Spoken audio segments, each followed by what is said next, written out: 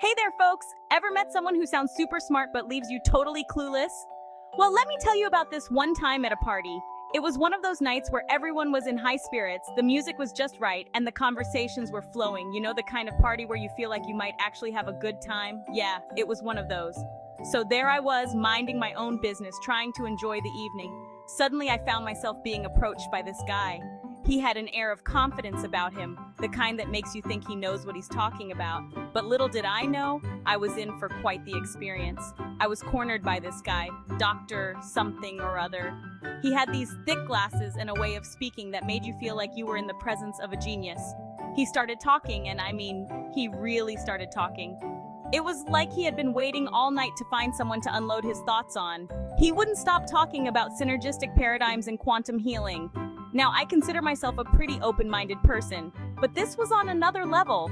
He was throwing around terms like holistic resonance and frequencies like they were common knowledge.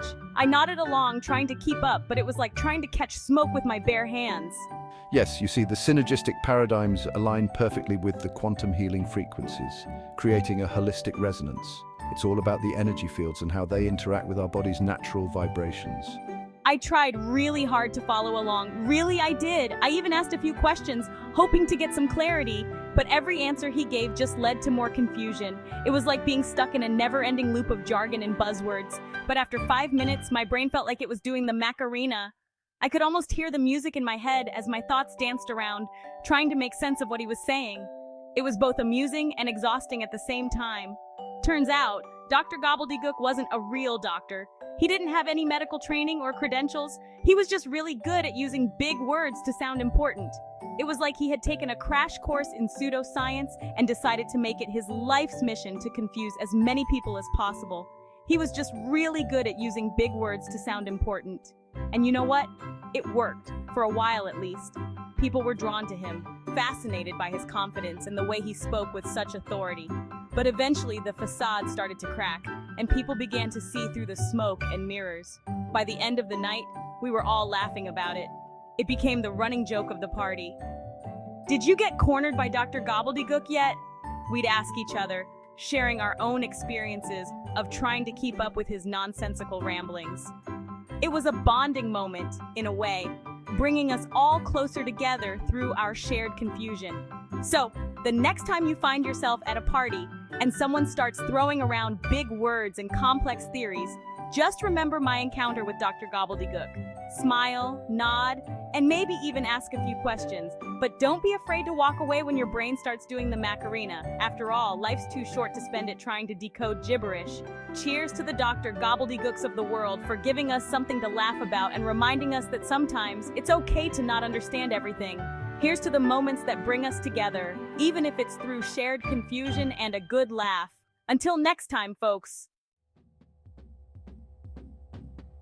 These experts are everywhere. In every industry, in every field, you will find them. They are the ones who seem to have a lot to say, but when you really listen, you realize they aren't saying much at all. They hide behind jargon like a squid using ink. They use complex language and technical terms to create a smokescreen, making it difficult for anyone to see through to the actual meaning of their words. They love buzzwords, technical terms, and long-winded explanations. It's almost as if they believe that the more complicated their language, the more intelligent they appear. But in reality, they are just masters of meaningless words. They say a whole lot of nothing. Their speeches are filled with empty phrases and convoluted sentences that leave their audience more confused than enlightened. It's like listening to a broken record player, all noise, no music.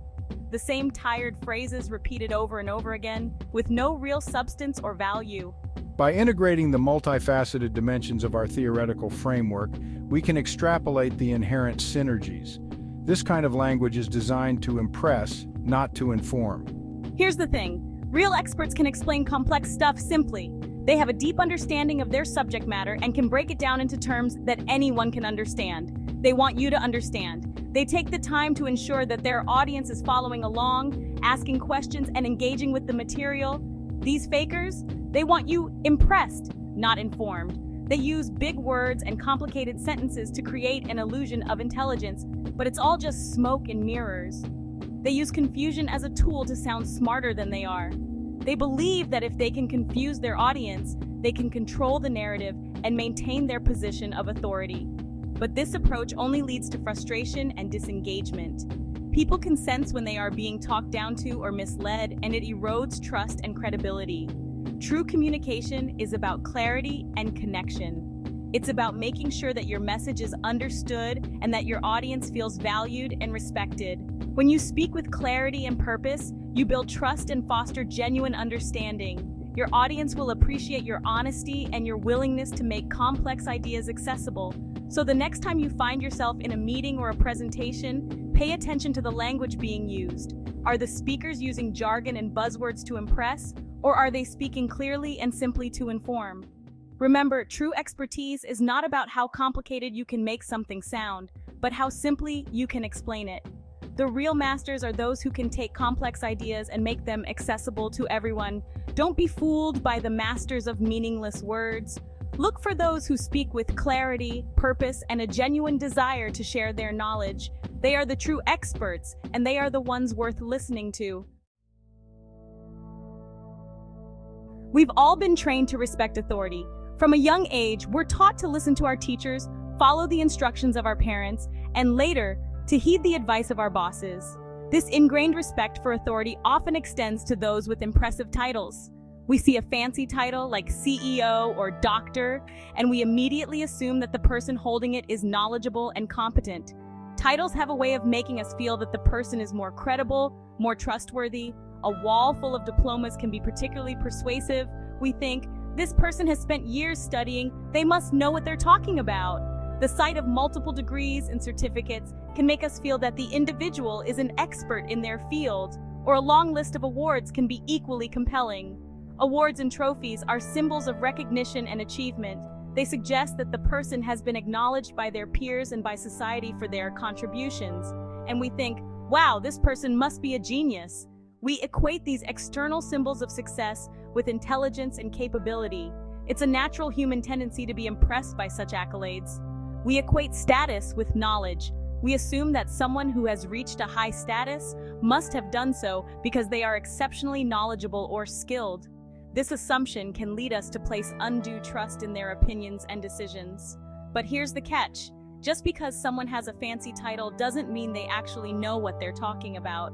Titles and accolades can sometimes be misleading. They don't always reflect true expertise or competence. A degree doesn't guarantee intelligence. While education is important, it doesn't necessarily mean that the person is wise or capable of critical thinking. Many people with degrees may lack practical experience or common sense, and awards can be bought. In some cases, people can purchase awards or receive them through connections rather than merit. This can create a false impression of their abilities. Remember, even a broken clock is right twice a day. This saying reminds us that even those who seem impressive on the surface can be wrong or misguided. It's important to critically evaluate the information and advice we receive, regardless of the source. So the next time you encounter someone with a fancy title or a wall full of accolades, take a moment to consider their actual knowledge and experience. Ask questions, seek evidence, and don't be afraid to challenge their assertions. True expertise is demonstrated through actions and results, not just titles and awards. In the end, it's our critical thinking and discernment that will help us navigate the complexities of authority and expertise. By being mindful of the influence of titles and accolades, we can make more informed decisions and avoid being swayed by appearances alone. Let's strive to look beyond the surface and seek genuine understanding. After all, true wisdom and knowledge are not just about what we see, but about what we learn and how we apply it in our lives. These experts are everywhere. Politicians use fancy words to avoid answering questions directly. Instagram influencers sell useless detox teas with scientific-sounding claims.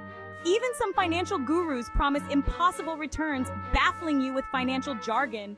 They're all masters of illusion, using their platforms and fancy words to gain your trust and ultimately your money or your vote. They're selling you a fantasy, and we're buying it hook, line, and sinker. Here's the real danger. This obsession with fake expertise drowns out the voices of people who actually know what they're talking about. Real experts with real solutions get lost in the noise of buzzwords and empty promises. We end up making decisions based on hype instead of facts. We buy products that don't work, vote for politicians who don't deliver, and follow advice that leads us down the wrong path. It's time to start valuing substance over style. So how do we spot these fakers? It's simpler than you think. First, don't be afraid to ask questions. If they can't explain something simply, they probably don't understand it themselves. Second, look for evidence. Do their claims hold up to scrutiny? Are there studies to back them up? Finally, trust your gut. If something feels off, it probably is. Remember, common sense is your best defense against BS.